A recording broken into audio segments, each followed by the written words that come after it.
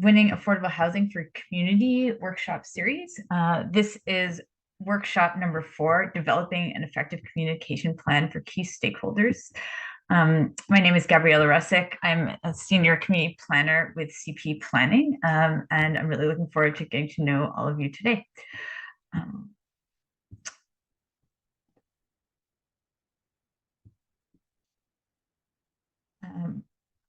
Before we go further, I would like to read our land acknowledgement. We acknowledge that we are on the traditional territory of the Anishinaabe, Haudenosaunee, Huron-Wendat, and Mississaugas of the Credit, who have been stewards of this land for generations. Toronto is also part of the Dish with One Spoon Treaty, where these nations peacefully share and care for the resources around the Great Lakes. In engaging with racialized communities around displacement and land use across Southern Ontario, we must acknowledge and prioritize the presence and leadership of the many diverse Indigenous groups who were first displaced from this land. We commit to prioritizing actions to support Indigenous communities throughout all aspects of our work. We also, at CP Planning, like to do the African ancestral acknowledgement. We acknowledge all treaty peoples, including those who came here as settlers, as migrants, either in this generation or in generations past, and those of us who came here involuntarily, particularly those brought to these lands as a result of the transatlantic slave trade and slavery. We pay tribute to those ancestors of African origin and descent. So we'd like to do a bit of housekeeping. Quick reminder to mute your mic when you're not speaking. It's really great if folks can turn on your video. It's optional, but it really helps us all feel like we're here together. Recording, this call is being recorded during the guest speaker's presentation. I think actually I believe it's already being recorded now. So by staying on, you can consent to this. The Zoom features, for anyone, probably most folks are familiar with this. You'll use the chat. There are a couple different ways you can ask questions during the presentation. If you have any clarifying questions, there's something you didn't understand, you can put questions in the chat. And then there's going to be a Q&A period after the main presentation. And for that, you can also use the raise hand function and you'll get called on to speak, and you can unmute yourself for that. You can also use reactions for feedback. So for the raise hands, you see the reaction at the bottom of the screen, and then raise hand option will go on, and you can click that. And then once you've been called on, you can do the same thing again and click to lower your hand. When you raise your hand, please wait for your turn to be called on, and then you can unmute yourself at that time. The meeting is only about 90 minutes, so please try to be concise when you're speaking.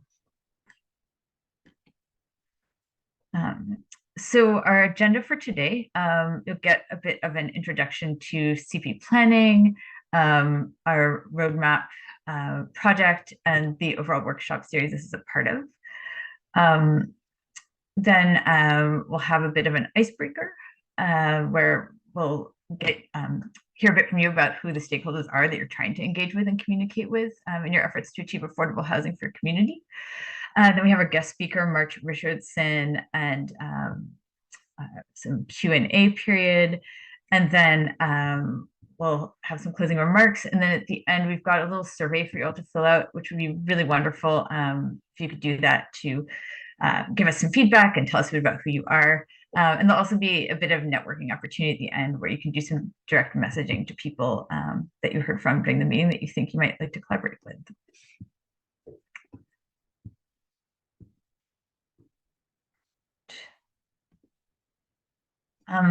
So CP Planning, we're the organization that's running these workshops. We were founded in 2017.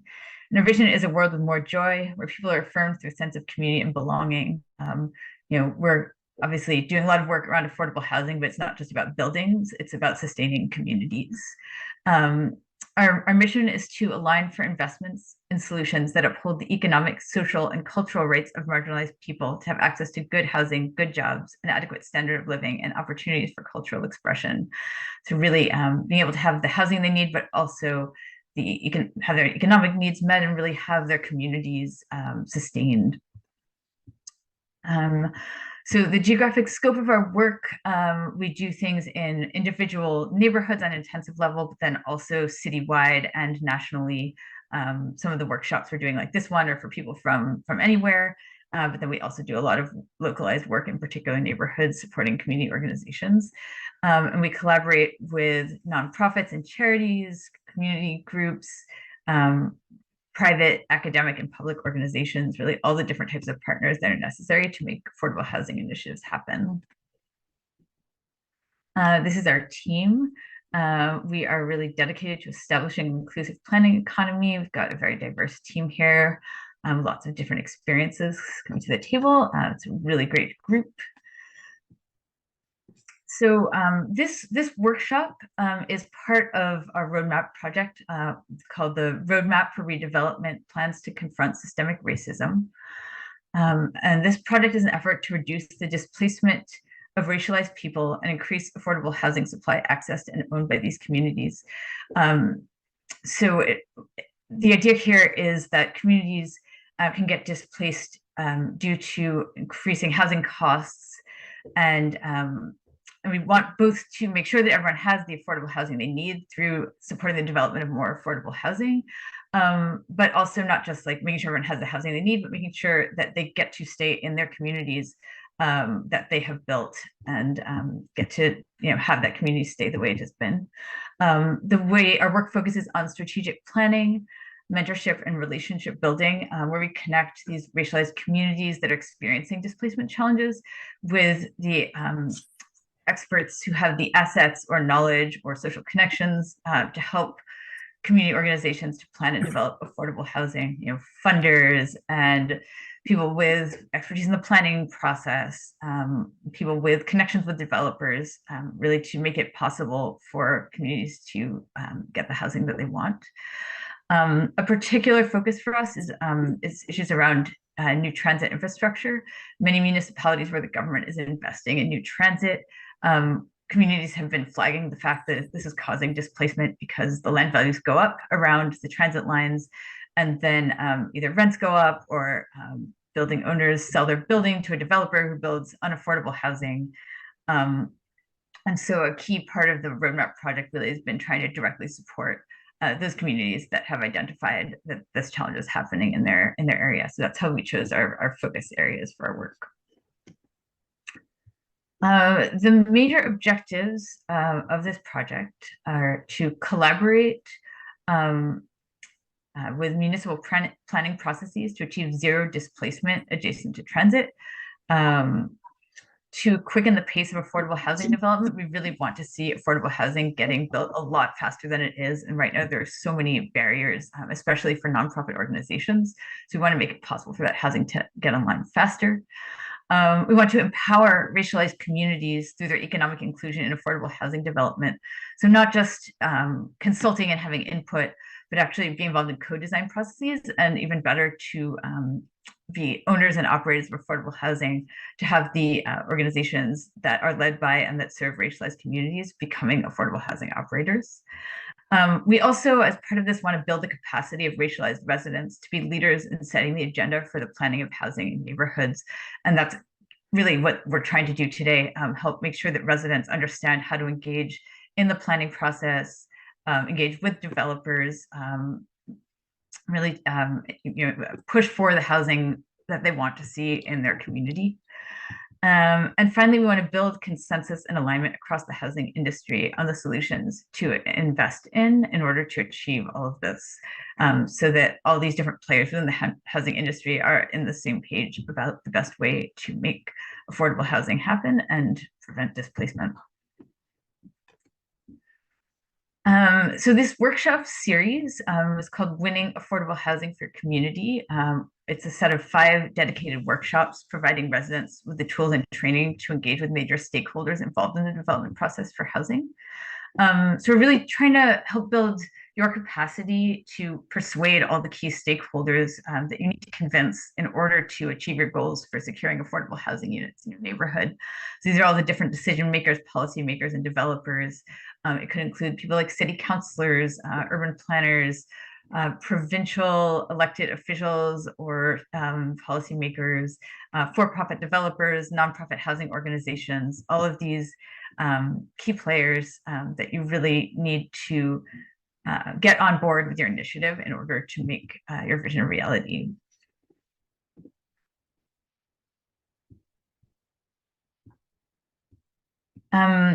So we have a set of 5 workshops. We've done 3 of them so far. The first was called the Landscape for Affordable Housing Development, Development Processes and Policies, where Nama Blonder gave us really an understanding of the complexities of the development process and all the different things you have to do to engage in it.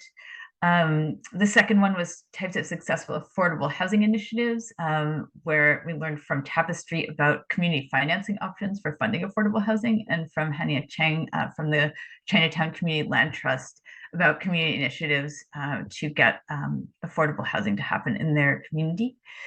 And then the next one was building relationships with key stakeholders, government and developers, where two people with experience in developments talked about what they had done to successfully engage these stakeholders. That was with Charles Sutherland and Aurelia Gannon. And then here we are today with developing an effective communication plan for key stakeholders with Mark Richardson. And our next workshop will be coming up on April 18th, and we'll explain more about that in a bit.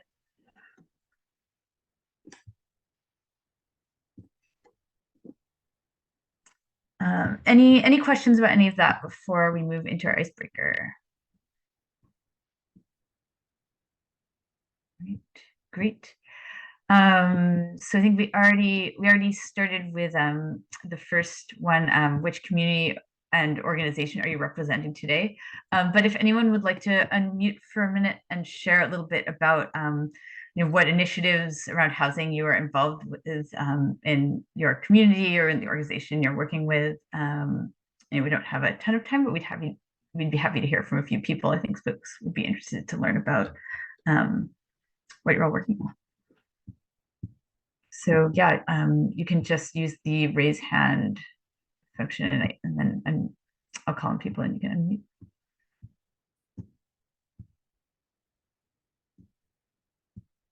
Okay, Margaret.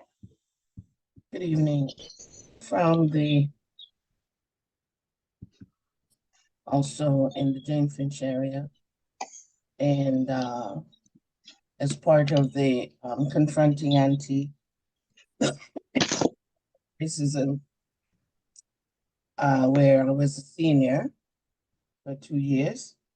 The focus, I mean, there's been a lot of talk, and I see and hear, and it looks great, but I think it has been over approximately 5 or 6 years now that they have demolished those housing in the Jane Finch area, and the land space is still there because a lot of questions came up. How does some of these displaced individuals getting on board of that plan development?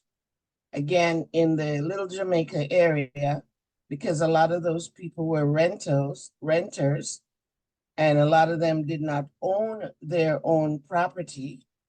They were forced out, and those that owned their property almost lost it from these so-called developers. So, and what is going on,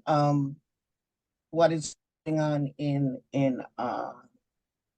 the Lawrence Heights area, where a lot of investors are coming in over there. So, how do we break this barrier?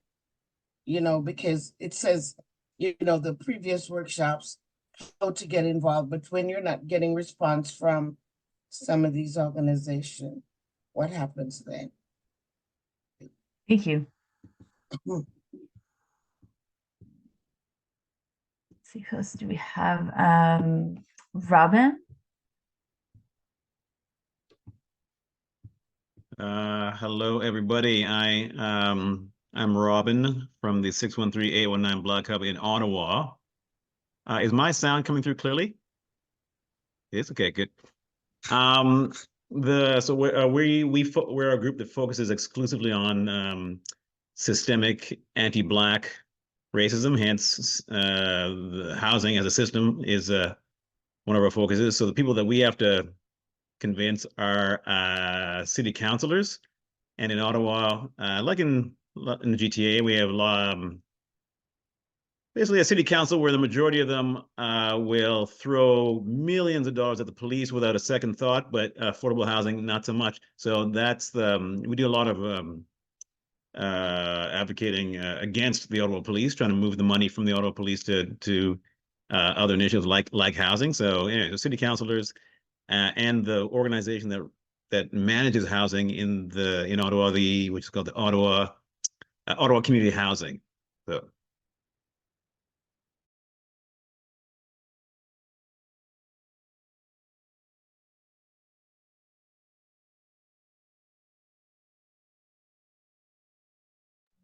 Thank you. All right, so if I don't know if anyone else wanted to tell a bit about your initiatives. If not, we can move to the next icebreaker question. Sorry, give me 1 second, just resharing here. So again, you can either share this in the chat or raise your hand to share aloud.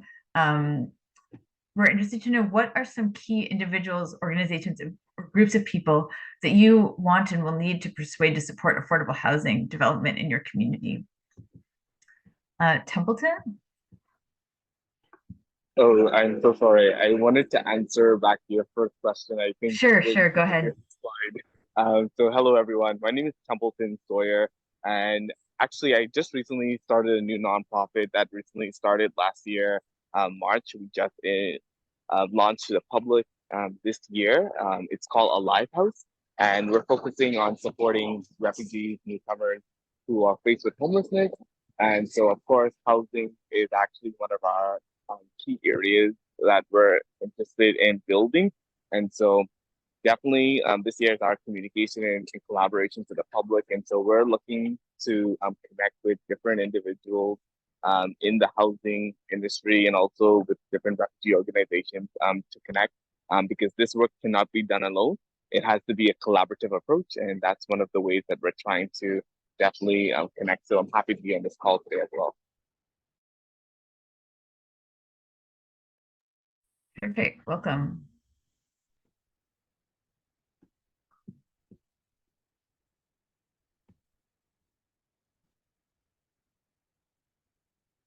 Let's see what else we have here.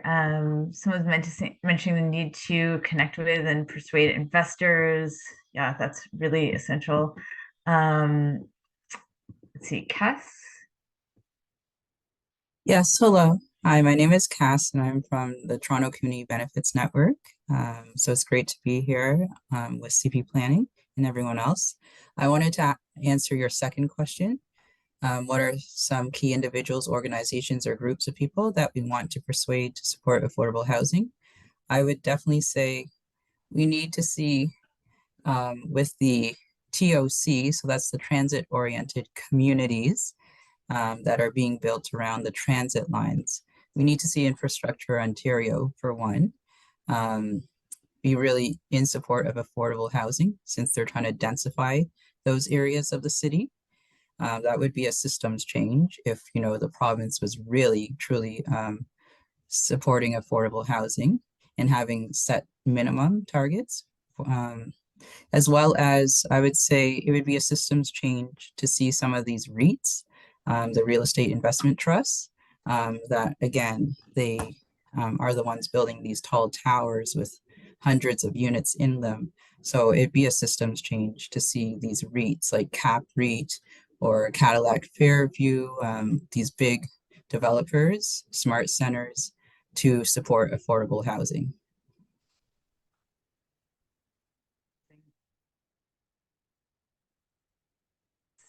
Jennifer mentioned in the chat, in the west end of Etobicoke, we have some counselors who are hard to connect with on affordable housing, especially in Etobicoke Center.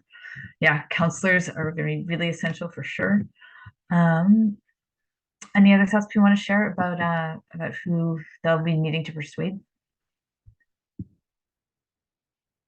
All right, well, that's great. Yeah, we've really got the key parts covered, the counselors and the developers, um, and the rest of the government, all really essential. So let's, great. And yeah, feel free to keep adding things in the chat if you think of anything.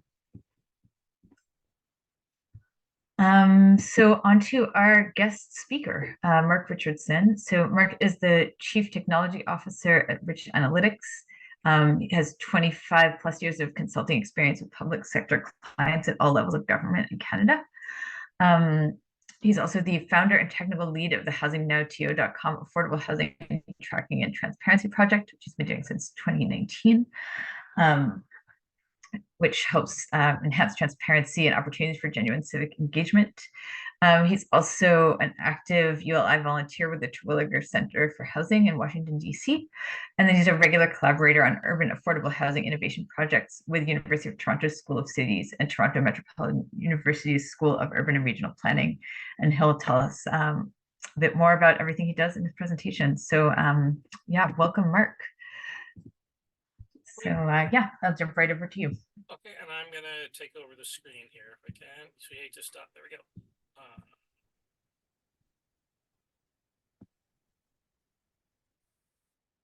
Okay. You see my screen okay? Looks good. Okay, perfect. Thank you. So I won't be able to see raised hands or anything while I'm doing my presentation here. So if anybody does have a raised hand or puts a question into the chat, Gabriella, if you can just let me know that that's happened. So today we're going to talk about developing an effective communication plan for key stakeholders. And I'm hoping that we have enough time to go through the materials, happy to answer some sort of questions of clarification during the presentation, but then afterwards have a more fulsome Q&A where we can talk about some of the details and the concepts that we're talking about, as each of the slides you're about to see will build on one another. So as Gabriella mentioned, I'm volunteer technical lead with the HousingNowTO.com project. I've been doing that for about 5 years. Prior to that, I was a member of the Toronto Planning Review Panel from 2015 to 2017. I was also part of the Open Data Master Plan Community Advisory Board for the City of Toronto. So we don't come at affordable housing in sort of a traditional way. We don't come from a tenants organization. We don't come at it from a advocacy world in the traditional sense. We come at it from a government transparency, accountability, open data, open government point of view. And it's really about, the government sets targets for affordable housing. The government sometimes announces partnerships or announces parcels of land that they're surplusing off. But do all those things line up with one another and actually make sense? And over the last 5 years, we found that that's been a very effective strategy for improving communications and the clarity of communications about affordable housing between all the different stakeholders we're going to talk about in a few minutes. So HousingNowTO is a pro bono professional services collective. Pro bono meaning we don't charge for our services, but we all come from different parts of industry, architecture, planning, IT, and we are trying to give some of our volunteer time to help everybody have more informed conversations. As mentioned as well, we collaborate with the Toronto Region Board of Trade, with the University of Toronto School of Cities, Toronto Metropolitan University School of Urban and Regional Planning, and the Terwilliger Center for Housing in Washington, D.C. And the Board of Trade stuff is particularly interesting.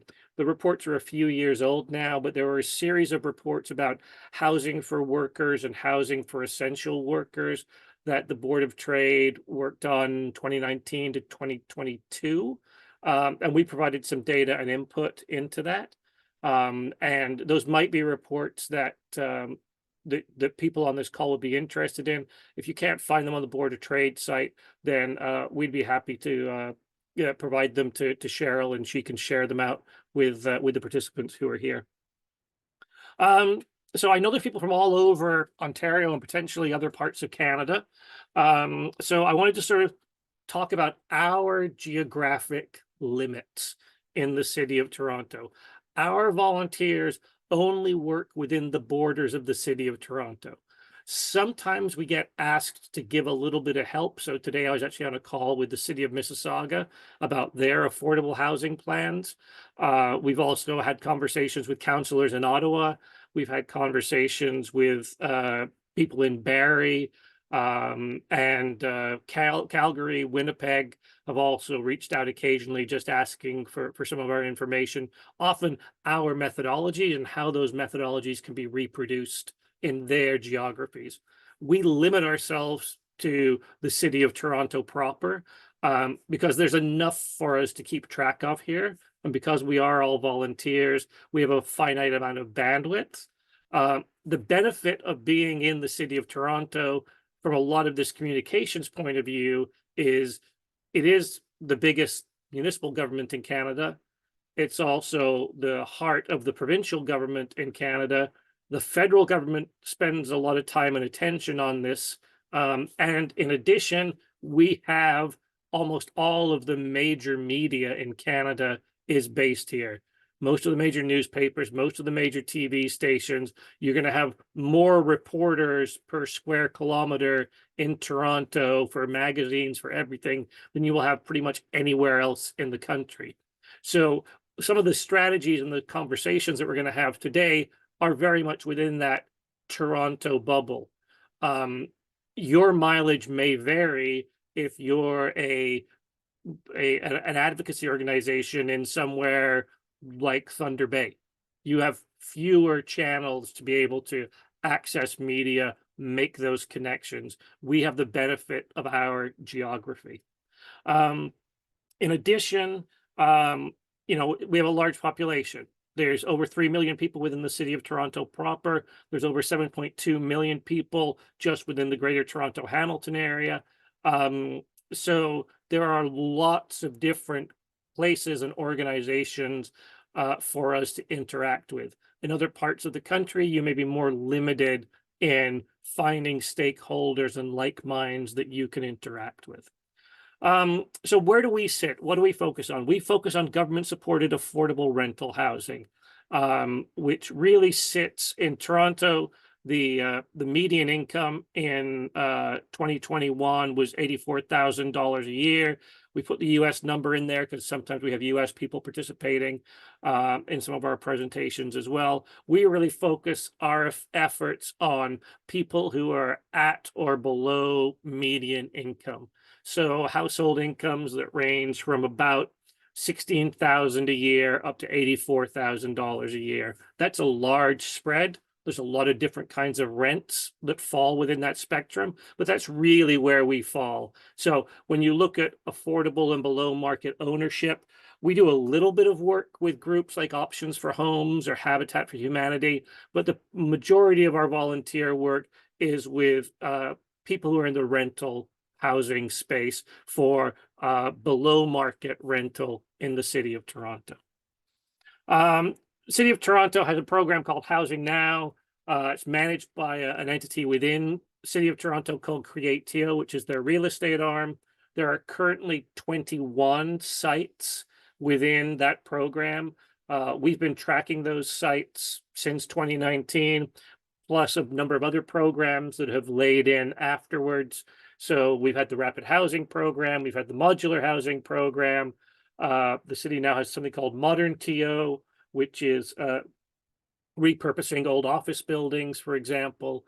So there are a number of different programs that are available, but most of our experience within the city of Toronto comes from improving the communications between all the stakeholders around these 21 sites that have been identified by the city for affordable housing.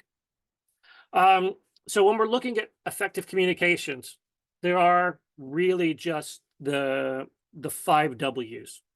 You know, who, what, when, where, and why, and then the how. How do we make this stuff work at the end of the day?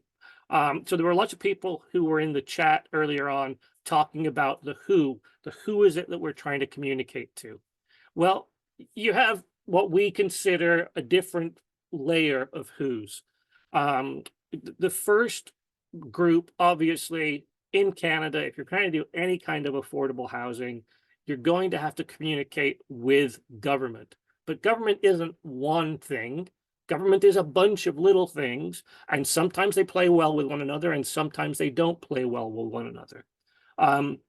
So within government, you have the permanent public service, the city managers, the housing managers, the chief planners, all of their staff, that no matter what happens with elections, with people coming and going, that permanent public service maintains a continuity of action, usually based on whatever they've been told by their elected officials. So sometimes we come across things where there's a policy that was created 10, 12, 15 years ago that isn't really working very well. But until the public service is told, stop using that policy, they will continue to use it. So it's important that you interact with the public service. You also understand that sometimes when they're doing something that you don't agree with or you're finding is a roadblock, they didn't choose that policy. They're having to implement the policy that is being forced upon them by the legislation that has either been passed by a recent level of government or has been passed long ago in the past and just hasn't been cleaned up yet. Across government, we also have, in some cases, most cases, 3 levels of government, but in some cases, 4 levels of government in Ontario. So you have your municipal government, your local government with your mayor, you have your regional government. So for example, when I was talking to Mississauga today, some of their affordable housing is at the city level, but some of it is at the region of Peel level. So they have multiple levels who handle different parts of the affordable housing model there. You're going to need to understand that relationship, because if you're going to look, say, for land use, you might want to be talking to the municipality. But if you're going to look for affordable housing funding, you may need to go to the region. In the city of Toronto, we're incredibly lucky in that we have one level of government because since amalgamation through the megacity in 1998. So our housing secretariat and our chief planner both report up to the same deputy city manager, all within one level of government, all report to one city council. Obviously, there's the provincial government. Within the provincial government, there could be multiple agencies that you're having to deal with. So you may have Ministry of Housing. You may also need to talk to the Ministry of Finance, depending on what it is that you're asking for. Then you have the separate agencies like the Metrolinx and the Infrastructure Ontarios who handle a lot of these development components for them. At the federal government, we have the same thing. We have the federal government. If you're in Ottawa, you might be talking to the National Capital Commission for your lands. If you're at Downsview, you might be talking to Canada Lands. So the CMHC in Ottawa tends to be mostly a funding agency and an innovation agency. And then we have elected officials. And the elected officials that you're talking with, there are elected officials who are very engaged in the housing file. There are elected officials who are not very engaged in the housing file. Elected officials often need information provided to them. The most effective time to talk to an elected official is when they need something from you. So be that a vote, be that an upcoming election, be that support or photo op opportunities at a community event. Those are the times when you can most effectively interact with an elected official. And then above the individual elected officials, at the municipal level, you don't have this, but at the provincial and the federal level, you have the political parties. And then you also have people who might be running to be candidates for those political parties. So right now, there's a lot of seats that are being discussed and there are nomination meetings going on for the expected federal election that could happen anytime in the next 2 years. So you have lots of layers there to communicate with, and you only have a certain amount of time and a certain amount of energy.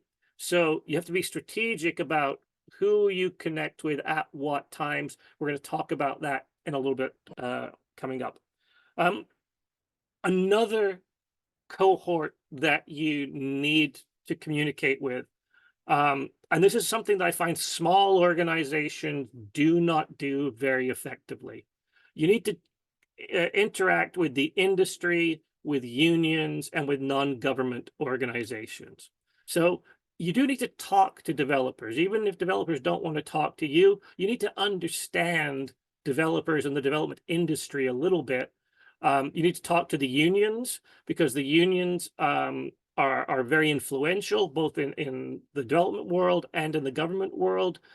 So your ability to build relationships with particular unions that are in the trades, also the possibility of building relationships with unions who may have pension funds that are investing in housing.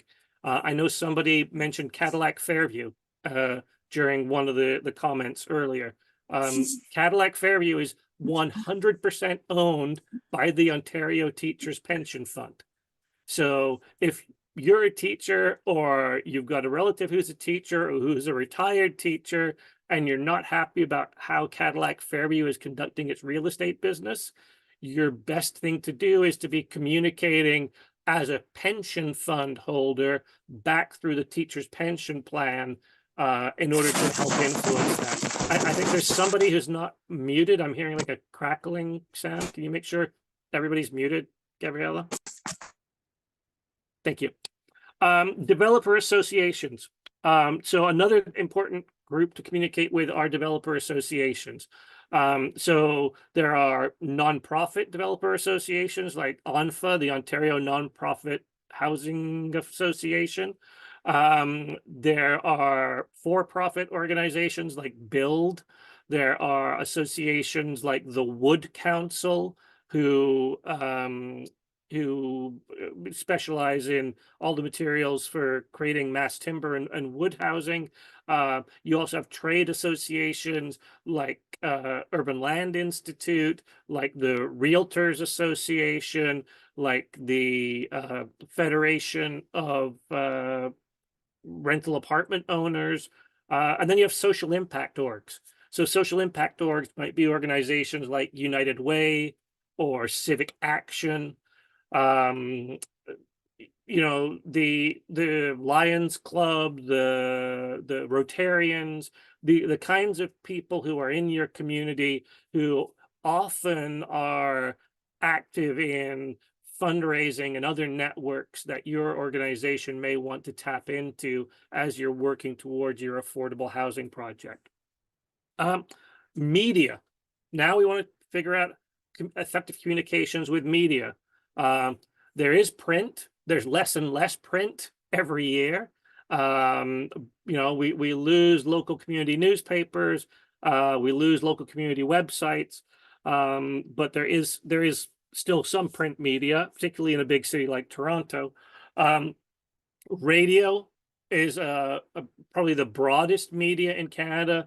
Your local community may not have a newspaper. It may not have its own TV station, but it probably has a local news reporter at your radio station. Television, if you're in a major market, you know, Ottawa, Toronto, Winnipeg, Edmonton, Calgary, Vancouver, those are all going to have local news reporters at least a few days a week who are doing television stories. Social media. I mean, there are social organizations who are looking for stories. So there are newspapers that are mostly in the social space. In addition, as a not-for-profit or as an advocacy org, there's nothing to stop you from standing up your own social channels. We're active mostly on LinkedIn and on Twitter for HousingNowTO, but we know other organizations that have volunteers who help manage TikTok and Instagram and all sorts of other channels. There's also specialty media. Specialty media is media that tends to be focused on industries, kind of like the trade associations. So if you're communicating with the Realtors Association, there might be a Ontario Realtors magazine or newspaper. And that can really help you target it. There's also specialty media in government. There is the Hill Times in Ottawa. There is there's an Ontario one, and I can't remember what the Ontario one is that covers Queen's Park. It'll come to me. Anyway, there's lots of these kinds of specialty medias that might be appropriate for you. If you're looking to deal with a particular faith group, there may be organizations and media, that is specific to them. So United Church used to have its own magazine. I believe some of the other cultural groups have their own magazines and newspapers that might be an appropriate way for you to interact with that micro-targeted media. And then the public. How do we interact with the general public?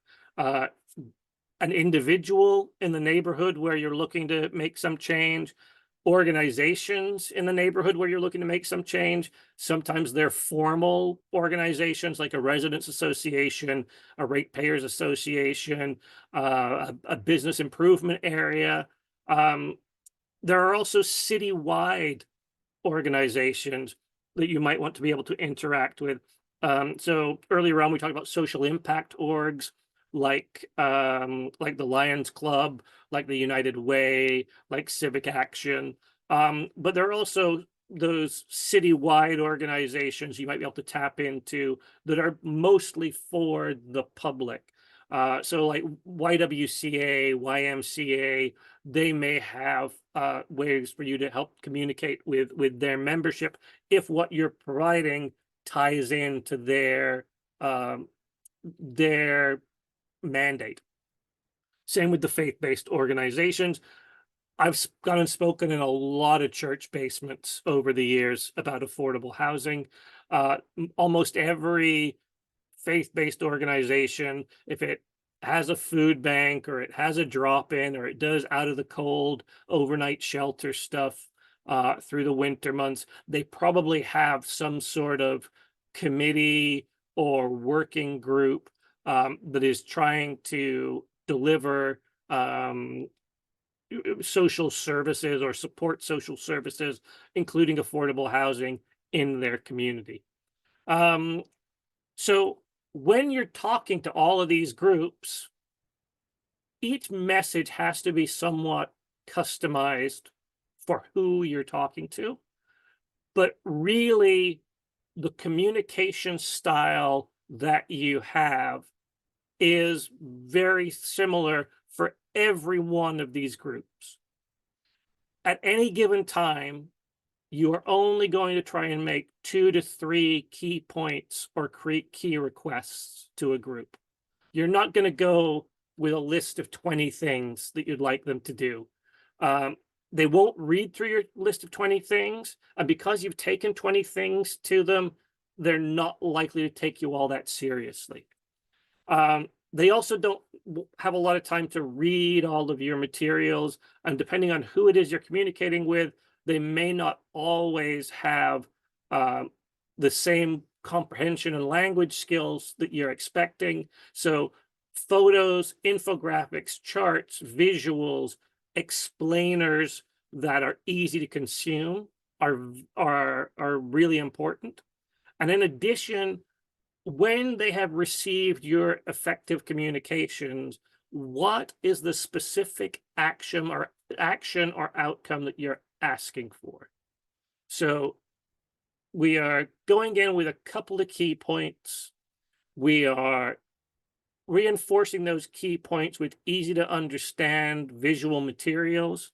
And then we're asking them to do something specific, a specific action or outcome. So some of you may have seen over the last week or so, I've I've done a fair amount of media around the city of Toronto and releasing its surplus surface parking lots for potential affordable housing development. It's not the first time we've been talking about that. I think some of the very earliest media we did back in January of 2019 was about parking lots. It's now 5 years later, and we're not doing 1 or 2 parking lots here and there. The city is now looking at surplusing 130 of those parking lots.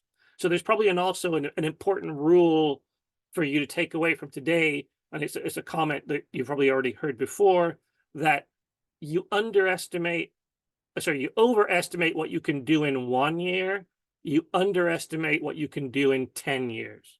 So a lot of what's going to happen for your organization is you have to spend a considerable amount of time building credibility and building trust with all of those different stakeholder groups. And you can spend a number of years building that credibility. And once you've established that credibility, it makes it much easier to get your points accelerated through those different stakeholder communities. When do you communicate? It all depends on who you're communicating to and what you're communicating about. So, for example, government cycles. Today, the Ontario government released its budget. If you wanted anything regarding money from the government, so today is end of March, you needed to be talking to them in November, December last year at the latest. If you went to them in the middle of February with a new large dollar ask for March, that is not in their government plan. The earliest it will be appearing would be in the November fall economic statement. These cycles are on the public record.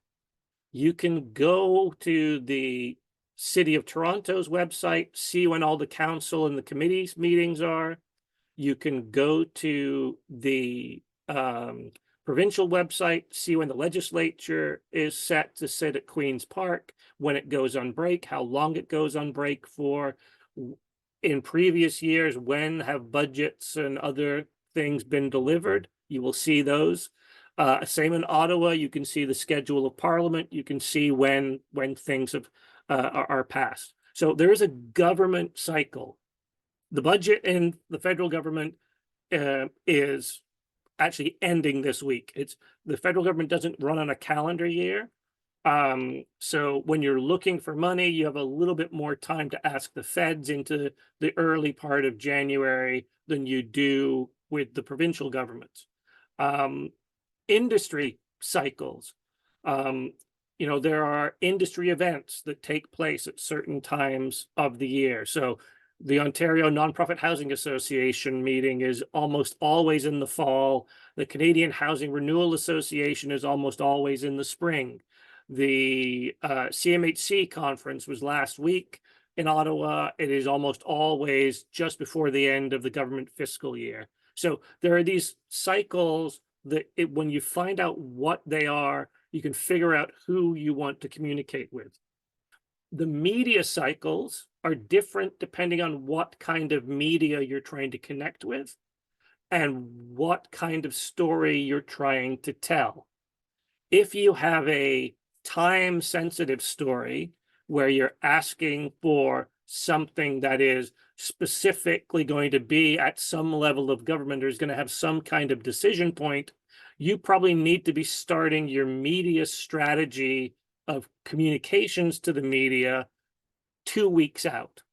So if you look at that vote that happened last Thursday on the parking lots, and you go back and you look at the parking lot stories that we were doing those parking lot stories starting about 2 weeks before the vote took place, so that we could have a number of cycles in order before it got up to council, so that when it went to council last week, even though everybody talked about it, it still passed 22 or 21-1. So it was a clear vote in favor of looking at surplusing these parking lots. If your story is not time sensitive, then you may be looking to find a reporter who's looking what's called a filler story. So Saturday papers are hard to find content for because most of the government's shut down, so there's not a lot of news. You also find at the end of the year, newspapers and different media outlets are trying to create year in review stories, filler stories. So they want to put something, you may get an interview in the beginning of December and it doesn't run until the week between Christmas and New Year because it's not a time sensitive story. If you are trying to get into a particular media cycle, you want to be earlier in the week versus later in the week. So you want to be talking to reporters on a Sunday night or a Monday or a Tuesday, rather than talking to them on a Thursday or a Friday, because that story will have less traction, usually if it runs on a weekend. You also want to be aware that if you're the kinds of media you're doing, if you want to be on the 6 o'clock news, you're going to need to find somebody who can speak on behalf of your organization between 10 a.m. and 3 p.m. somewhere. It can be a Zoom meeting, and we'll talk about that in a minute, but your best footage is always going to be you at the location where the story is happening, be that the site you're looking to redevelop, or be that outside City Hall or outside Queen's Park, or wherever you're trying to get the action to take place. If you are dealing with a newspaper, most newspapers lock their stories by about 8 o'clock at night because they go to the printers and they have to be hitting people's porches at 6 o'clock in the morning. So understanding that timing, media is often hard to navigate if you've got a 9 to 5 Monday to Friday job. So if there are people in your organization who need some media training, one of the best ways to identify who those people should be is by looking at their availabilities. People who are available pretty quickly and are relatively nimble, who aren't tied down by family or work commitments, are the easiest people to get into particularly a TV media story. And then the public attention. When do you want to try and attract public attention? Most of December is gone to Christmas and stuff. If you haven't done something by the end of November, you can write up most of December and the early part of January. July and August, you might be able to generate some attention if you're engaging in local community activities like local festivals and farmers markets and things like that. But you will find that there are those big gaps. This weekend coming up is a 4-day Easter weekend for most people in government. And for a lot of people with kids in school, I think they at least get the Friday off. So this is not a great weekend to try and attract public attention for your thing, unless what you're doing is tied to a faith group who is going to be having a big Easter activity. And as part of that, you can have a booth or something that ties into that. Where are you trying to communicate? You're always trying to communicate with government where they expect the engagement. Ambushing government, ambushing politicians never works. It might get you in the paper. It might make you feel good. I guarantee you it's not going to get you the thing you want. So government engagement, really looking at the places where you can engage with them. So there are often public meetings. There's a couple of public meetings going on tonight. I think they're both virtual. One is for a transit-oriented community at Lawrence and McCowan as part of the Scarborough subway extension. Another one is with Waterfront Toronto for their Villiers Island project. One of the photos there is a in-person meeting that was for the Jane Finch Mall redevelopment a few months ago that was held in a big library space on Finch. City of Toronto, Planning and Housing Committee, Executive Committee are places where you can make deputations. You may also be invited to give evidence at the other levels of government through their channels. Individual counselors or their assistants may ask to meet with you or to meet with your group. So there are places where you can engage. And that last one is during an election. This was the by-election last year in Scarborough Southwest. Candidates are more interested in talking to you when they are running for office, before they've got the job. If you want to influence, if you want to get face time with them, and you have something to show them somewhere where they can be, that's a very effective time to communicate with a candidate.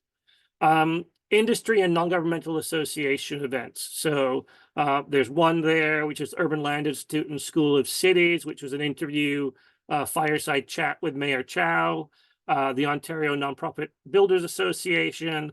Cheryl will like this one. Cheryl and I did a webinar 4 years ago now for the Ontario Professional Planners Institute on prioritizing affordable housing in Ontario planning.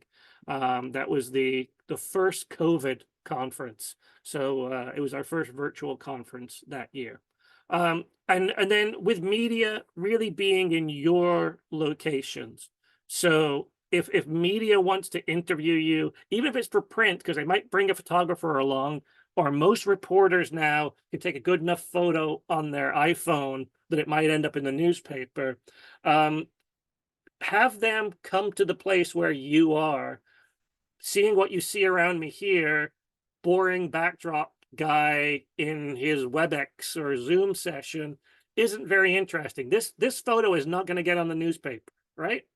But standing in a parking lot, standing next to the cranes that are building the LRT, standing on a site with students and young people who are volunteers with various organizations, those are compelling visuals that will help your story get profile in the media. You can have the best story in the world. If you've got a lousy picture, no one's going to read it. If you've got a lousy headline, no one's going to read it. And local events, going and meeting with your local residents association. That's the South Eglinton Residents and Ratepayers Association, which I think have now changed their name to CEDRA, the South Eglinton Davisville Residents Association. Community farmers markets, fairs, opportunities there. You can try to do big festivals. The big festival stuff really only works, we've found, if you belong to a particular cultural community who is looking to do outreach and fundraising for affordable housing that aligns with that religious or cultural community. So if you're doing the Easter parade this weekend in the beaches, well, maybe it makes sense for your organization to be there because you're trying to do Christian seniors housing somewhere near the beaches. If you're not doing that, it makes no sense for, one of the organizations we work with, the Seventh-day Adventist Church in Rexdale. It makes no sense for them to be engaging at something like Taste of the Danforth. So you have to align with the communities that make the most sense for you. And why? You need to answer the question why. For every person you speak to, for every stakeholder that you're trying to communicate with, as nice as you are, as good as you are, as excellent as your ideas may be, the motivating action for them to give you their attention, give you their time, or give you their media coverage is what's in it for me. What is the benefit I'm going to get for this interaction. And it's not totally financial, right? This is not about financial, but it's about, in government, maybe you're helping them solve a problem they know they have. They know have a problem with affordable housing. Maybe they have a problem with affordable housing for the particular kinds of communities that your group represents. For industry or non-government associations, maybe they have a particular mandate. They have it in their corporate social responsibility that they need to be doing some things along affordable housing. You're able to help them. Media is looking for a story that will attract interest, generate views, and sell the products that are advertised next to it. So your story has to be, doesn't have to be clickbait, but it has to be interesting and compelling and clear for the media to tell. You know, the media, a newspaper or a radio interview, really you have a couple of minutes. If you do a TV spot, you know, they might interview you for 3 minutes, but you're going to get 15 seconds. So what you're trying to tell has to be very clear and consumable for them. They need to have a compelling story, a compelling narrative that's easy for somebody to understand. And then for the public, they need to know what's in it for them as well. Is it a benefit to me personally? Is it a benefit to my kids? Because my kids will be able to live in this community even though it's getting more expensive. Is it a benefit for my parents because it's seniors housing and they'll be able to live there in the future? You know, you always have to put yourself in the shoes of the counterparty. Who is the other person, and what are the 2 or 3 things that are of benefit to them from this interaction? So how do you do this? I think we've already talked about this a little bit, but we'll just kind of underline it again. You want to be clear. Your messages should be at a grade 4, 5, or 6 level of comprehension. Nobody's going to read your university thesis on affordable housing. This needs to be effective communication. It needs to be effective for people who may not speak English as a first language, may not have a lot of time to deal with it.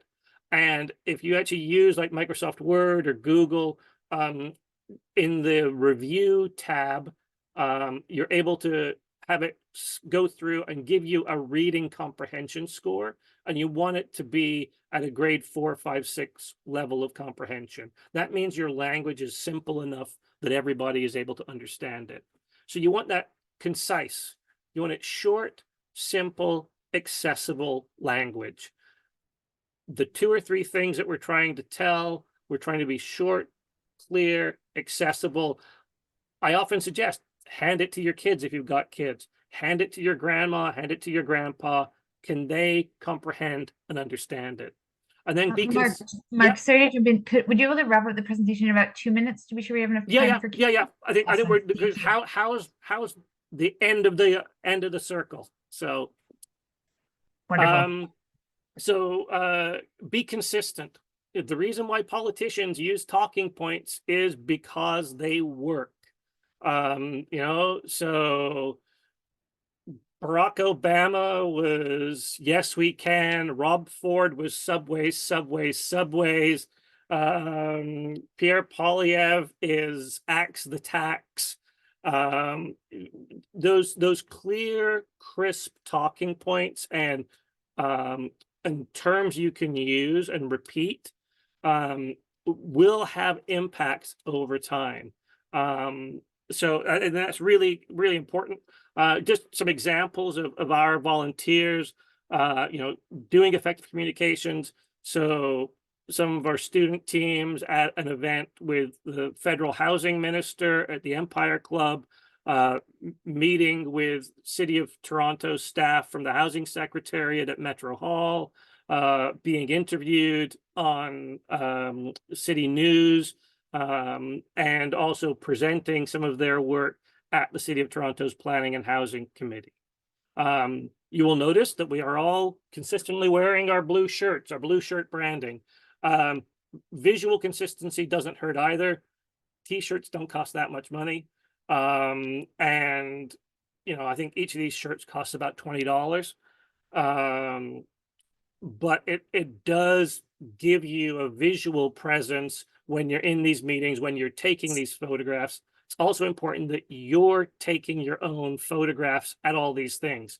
No sense meeting with the mayor and nobody knows you met with the mayor. So take those photographs. Some other photos here. My contact information is at the end, and I'm happy to pass it back to Gabriella and take some questions. Amazing. Thank you so much. That was super comprehensive and gave us all a lot to think about, I'm sure. So yeah, if anyone has questions, you can either put them in the chat or raise your hand and I'll call on you. You can unmute to ask your question. Got Mary first. Great presentation. I have a question. With the lack of, or not completely lack, but very much reduced grant funding, some of the housing that's been approved recently in Toronto and Ottawa is 100% of AMR, and in Toronto and Ottawa, it's 95% of AMR, and with probably less grant than what's available when these projects came to motion, we're possibly looking at 105 to 110% AMR housing in that's coming online in a couple of years' time. So except for the ones being funded by Housing Acceleration Fund or Rapid Housing Initiative. So what are your thoughts on that, Mark? Well, I mean, housing costs to build what housing costs to build. So we certainly advocate for a lot of support for the rapid housing program, which provided a much heavier level of subsidy. When we were in Ottawa last fall, one of the things we were advocating for was the removal of the HST from purpose-built rental construction by both the province and the feds. That right now saves on a City of Toronto parking lot project probably $48,000 a door. So there's money to be saved there. But the City of Toronto right now, in the new plan that Mayor Chow passed, they're estimating that every new unit of affordable housing will cost north of $500,000 per door on average. So if you want that to be down at a lower level of rent, a lower either AMR or go all the way to RGI social rents, you're going to have to bring, tens of thousands, if not hundreds of thousands of dollars of per door subsidy, or you're going to have to bring a rent voucher that's worth $25,000 a year to that unit for the next 20 years.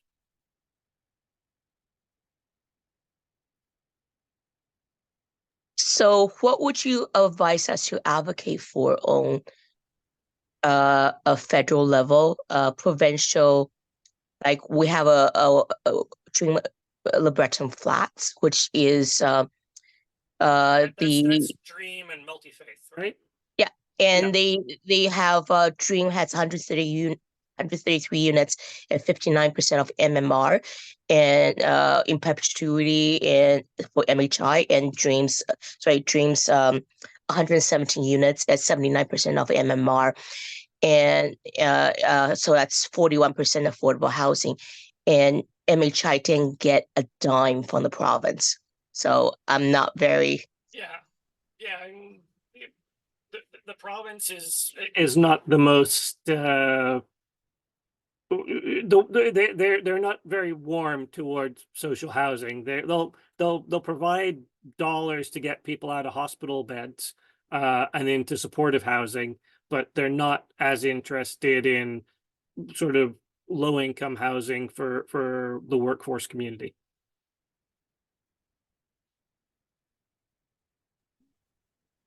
So great. So I see we have a question in the chat from Jasmine. How do you get buy-in from civic bureaucrats like Toronto parking people? It's hard. It's been 5 years. Jasmine knows. So I think I've actually stood in some parking lots in South Etobicoke with Jasmine and the Lambeth people over the years. And I think Cheryl was probably with us too on some of those trips. At a certain point, you don't get buy-in. At a certain point, you kind of have to work around them. The nice thing about Toronto Parking Authority is that the 100% owner of the Toronto Parking Authority is the City of Toronto.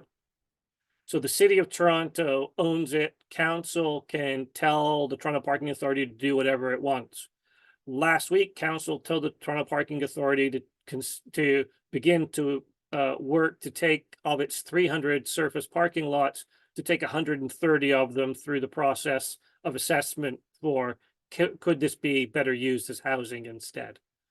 But let's be fair, the Toronto Parking Authority also pays about $60 million a year on average back into the general revenues of the City of Toronto. 85%, I think it is, of the money that the Toronto Parking Authority makes goes back to the city to keep people's property taxes lower. Same with Toronto Hydro. Toronto Hydro returns a dividend to the city as a utility.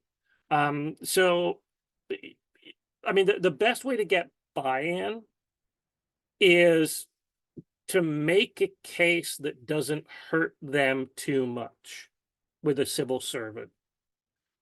They know the city's got a standard. They know the city's got a target for affordable housing. But they also know that they have other responsibilities. So the best thing you can do is help them make the case for getting rid of the inefficient parts of their business.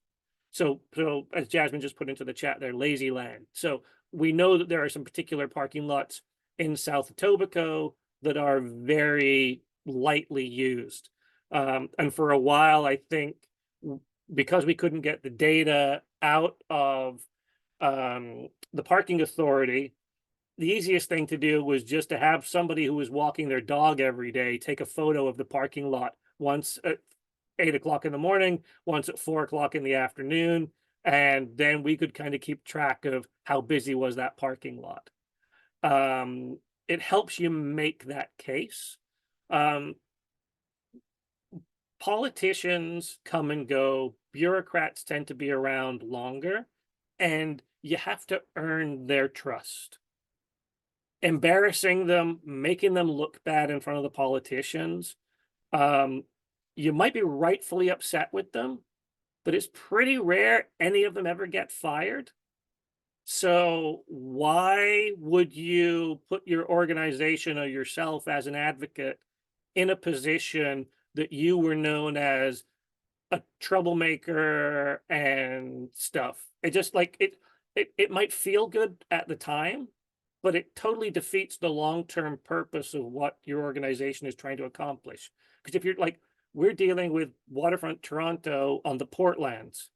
The Portlands is going to be 25 years. We're going to go through every level of government and every type of government over that 25 years. It doesn't make any sense to burn your bridges with bureaucrat staff. Do what you can to make them look good by stealing your ideas.